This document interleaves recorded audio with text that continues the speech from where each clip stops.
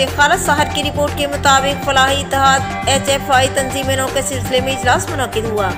چودھری وسیم احمد گجر کو سرپرست، روشفیق احمد خان رزاقی کو صدر، خان محمد ارشد خان کو سینئر نائب صدر اول، ملک شہاب الدین غوری کو سینئر نائب صدر دوم اور حاجی اختر خلجی آرگنائزر،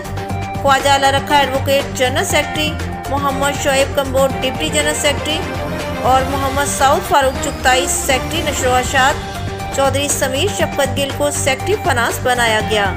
تنظیم کا بنیادی مقصد ہارون آباد میں پینے کے صاف پانی کی فراہمی، سیوریج سسٹم کی بہتری، مذاہبہ خانہ کا قیام،